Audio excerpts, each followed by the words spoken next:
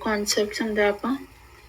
ये वाला पेपर था मई जून 17 वेरिएंट 1-3 था, उसमें क्वेश्चन 9 है। उसका पार्ट आई यही था कि ये वाली इक्वेशन को हमने कंप्लीटेड स्क्वायर फॉर्म में करना है। तो उसका सबसे पहले वही जो नॉर्मल स्टेप्स हैं, उसके एक्स स्क्वायर के कोएफिशिएंट को कॉमन लेके अंदर एक्स के कोएफिशिएंट को डिवाइड बाय 2 का प्लस माइनस और होल स्क्वायर। फिर उसके बाद इस पॉइंट पे जो उसका होल स्क्वायर वाला फॉर्म था वो इधर ब्रैकेट्स में लिख दिया। जो दूसरी टर्म बच रही थी ये वाली, उसको बाहर ले आई हूँ इधर और उसको 9 से मल्टीप्लाई कर दिया। उसके बाद ये ऐड करके ये कंप्लीटेड स्क्वायर फॉर्म में ही रहने दिया, बस इसको सिंप्लीफाई करके इधर लिखा है। उसके बाद ये सारी सिंप्लीफिकेशन होने के बाद हमारे पास जो फाइनल आंसर आ रहा है वो है 3x² + 5। अब ये क्योंकि ये कंप्लीटेड स्क्वायर फॉर्म में हो गया, जो हम लोग का अगला पार्ट है उसमें वो कह रहे हैं कि function f is defined by ये x is greater than p where p is a constant. State the smallest value of p for which f is a 1-to-1 function. अब इसमें सिंपल यही करना है कि जो हम हमेशा करते हैं, इधर जो टर्निंग पॉइंट का x कोऑर्डिनेट है वो फाइंड करके लिख देना है p की जगह।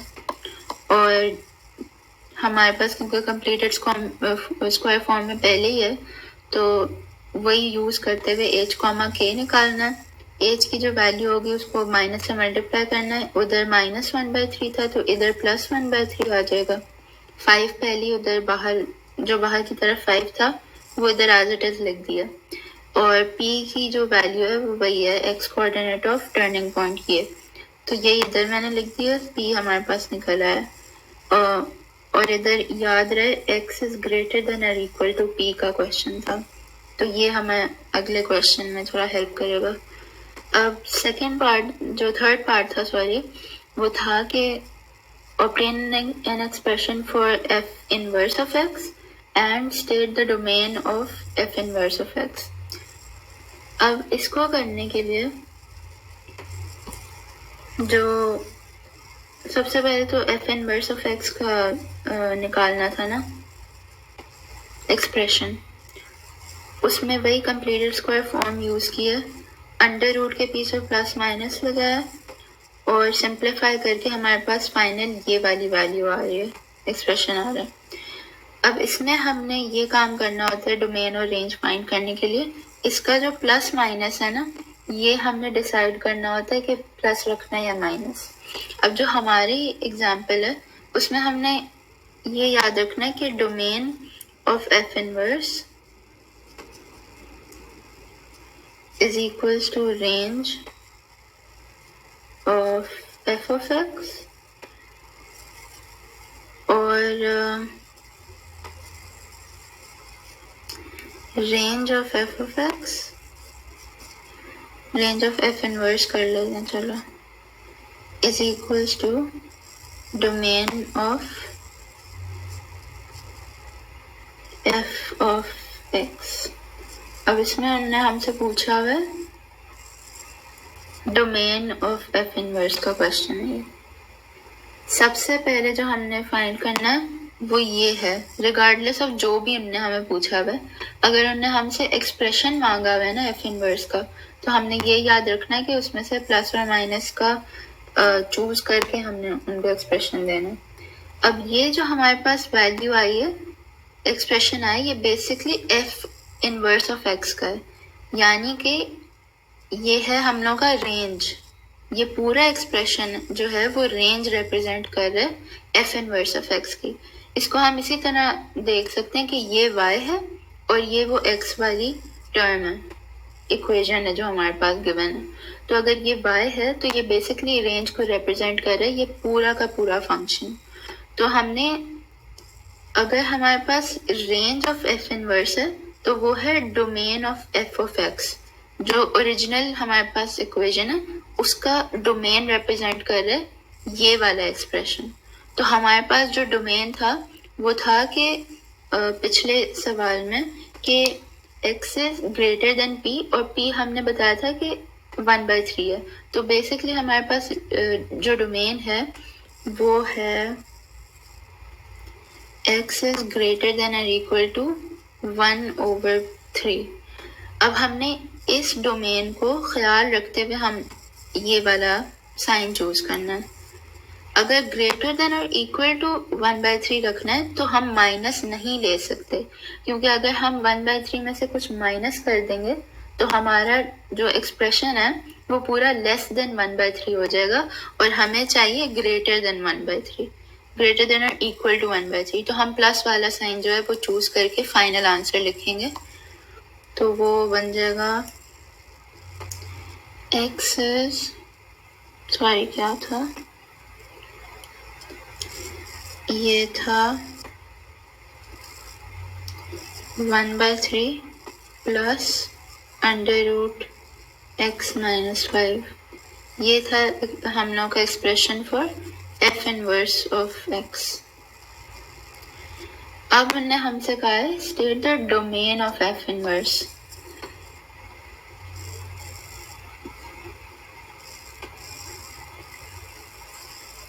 जो डोमेन ऑफ f इनवर्स होती है वो होता है range of f of x। ये इधर मैंने लिखा था ना कि जो डोमेन ऑफ f इनवर्स है वो है range of f of x। तो अब हमने बेसिकली फाइंड करनी है range of f of x। हम लोग का जो f ऑफ x का ओरिजिनल इक्वेशन थी उसको जब हमने h, k की वैल्यूज में लिखा था तो उसका जो k आ रहा था टर्निंग पॉइंट का जो y कोऑर्डिनेट आ रहा था वो 5 था। अब ये इम्पोर्टेंट इसलिए है क्योंकि हमारा जो क्वाड्रेटिक कर्व है f ऑफ x का उसका अगर हम चूज ही ये कर रहे हैं कि ये है हम लोग का टर्निंग पॉइंट और हमारा जो डोमेन है वो है ग्रेटर देन और इक्वल टू 1/3। तो अगर ग्रेटर देन और इक्वल टू 1/3 पे ही ये ग्राफ खत्म हो रहा है तो उसकी जो रेंज बनेगी वो होगी टर्निंग पॉइंट की y वैल्यू, क्योंकि अब हमारे ग्राफ में ये वाला पूरा पार्ट एग्जिस्ट ही नहीं कर रहा ना। तो हमारे पास सिर्फ टर्निंग पॉइंट है और उसकी जो y वैल्यू है वही है हमारे पास पूरे ग्राफ की। सॉरी ये मैं ना थोड़ा बेहतर बना के नीचे की तरफ लिखती हूँ। ये हमारा कर्व है, ये उसका जो पॉइंट है वो है 1/3, 5। अब उनने कहा है हम लोग की जो डोमेन है वो उनने डिफाइन कर दिया x इज ग्रेटर देन और इक्वल टू 1/3। तो हमारे पास ये वाला जो पीछे वाला पूरा ग्राफ है वो खत्म हो गया। तो अब हम जो रेंज ऑफ y वैल्यूज देख रहे हैं ये हम लोग का y एक्सिस है।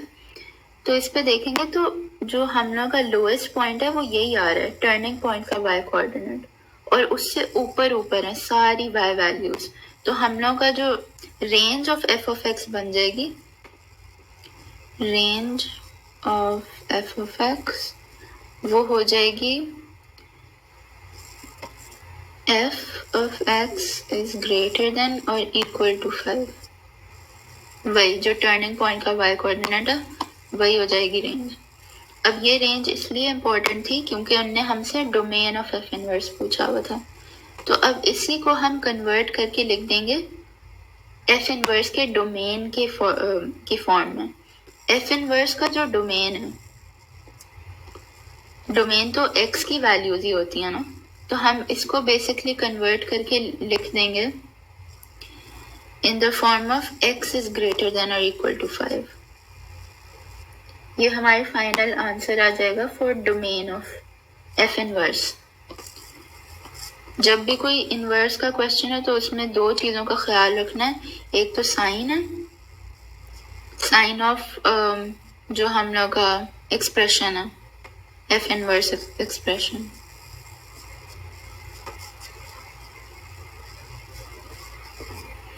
और दूसरा हमने दूसरी चीज़ जिसका ख्याल रखना है वो है यही कि एफ ऑफ एक्स और उसका और एफ इनवर्स इनकी डोमेन एंड रेंज ये उलट होती हैं, ये हमने याद रखना है। अब जो एक और टाइप का क्वेश्चन आ सकता है पेपर में, उसका मेरे पास अभी सैम्पल नहीं, लेकिन मैं वैसे ही वर्बली बता देती हूँ क्योंकि इतनी मुश्किल बात नहीं है उसमें। उसमें ये हो सकता है कि आपको वो पहले पार्ट में सिंपल कोई क्वाड्रेटिक दें और सेकेंड पार्ट में वो आपको इसी क्वाड्रेटिक को डिफाइन कर दें कि मे बी वो सेकेंड पार्ट में आपसे ये करें, फर्स्ट पार्ट में सॉरी, इसका टर्निंग पॉइंट के कोऑर्डिनेट्स निकलवा लें, ठीक है। और सेकेंड पार्ट में वो आपसे कहें कि इसको ना एक्चुअली मैं आपको निकाल के दिखाती हूँ कि टर्निंग पॉइंट के क्या कोऑर्डिनेट्स होंगे।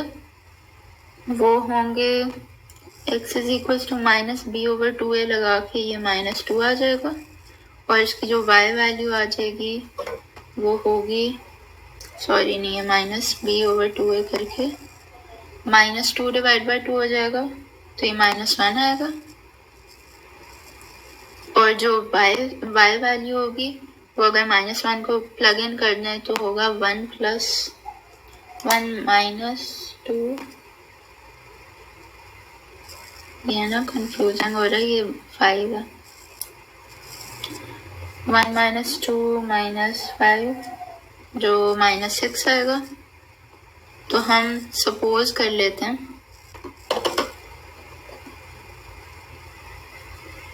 कि जो हमारी कोऑर्डिनेट्स आए हैं, अगर कोई गलती भी हो तो ये एक सपोज्ड वैल्यू है, तो हमारे पास जो टर्निंग पॉइंट आ गया वो है -1 कॉमा -6। अब सेकेंड पार्ट में वो शायद हमसे ये कहें कि x y वाली इक्वेशन इज डिफाइंड फॉर, और साथ में वो रेंज या सॉरी डोमेन लिख दें -2 x इज लेस देन और इक्वल टू -2। अब इसमें क्योंकि हम लोग जल्दी में होते हैं पेपर के दौरान, तो ये हो सकता है कि हम -2 को इनटू अकाउंट लेना भूल जाएं और जो उनका सवाल होगा वो ये होगा कि क्वेश्चन इज के आप रेंज ढूंढ के दें इसी एफ ऑफ एक्स की। हम क्योंकि जल्दी में होंगे, हम इसको इस वाले पॉइंट को पूरा भूल जाएंगे और हम जो टर्निंग पॉइंट का y कोऑर्डिनेट होगा वही लेके लिख देंगे कि y इज ग्रेटर देन और इक्वल टू -6। लेकिन हमने इस जब भी ये डिफाइन कर रहे हो कोई भी डोमेन पिछले गिवन फंक्शन का, तो उसमें ध्यान रखना है कि क्या -2 फॉल कर रहा है हम लोग के डोमेन में। उसका मतलब ये है कि -2 बेसिकली इस केस में हमें स्केच करके देखना चाहिए। क्वाड्रेटिक क्योंकि हम लोग का पॉजिटिव था एक्स स्क्वायर का कोएफिशिएंट, तो उसकी जो कर्व होगी वो अपवर्ड्स होगी, उसका टर्निंग पॉइंट है -1 कॉमा -6। अब उनने हमें इसको हमने कंपेयर करना है टू आवर गिवन डोमेन। उसमें गिवन है कि -2 है, x इज लेस देन और इक्वल टू -2। -2 प्रोबेबली इधर कहीं फॉल करेगा -2, तो इसलिए हमारी जो पूरी ग्राफ है वो इसके पीछे होनी चाहिए क्योंकि लेस देन है ना। तो हम लोग का जो सिर्फ ये वाला पार्ट है वो है विद इन द ग्राफ। इसीलिए जब हमने रेंज डिफाइन करनी है तो हमने -2 को प्लग करना है इनटू द इक्वेशन, उससे आएगा आंसर 4 आ जाएगा।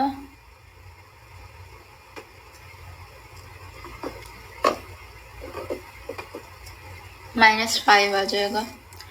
तो बेसिकली जब हम प्लग करेंगे तो इसका कोऑर्डिनेट्स आ जाएंगे -2, -5, और हमने जो रेंज लिखनी होगी वो होगी y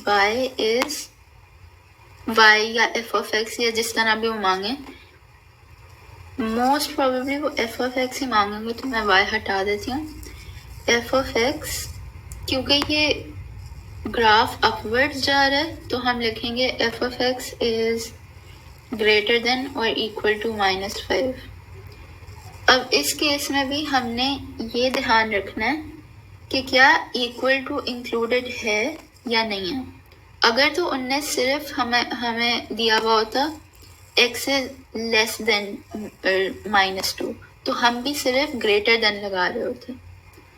अगर उनने इंक्लूड किया हुआ इक्वल टू का साइन तो हम भी इंक्लूड कर देंगे और ये फाइनल आंसर हो जाएगा। लेकिन ये कॉमन मिस्टेक होती है तो इसलिए मैंने पॉइंट आउट कर दिया, बाकी सब वही प्रिंसिपल्स हैं। इसके अलावा डोमेन और रेंज में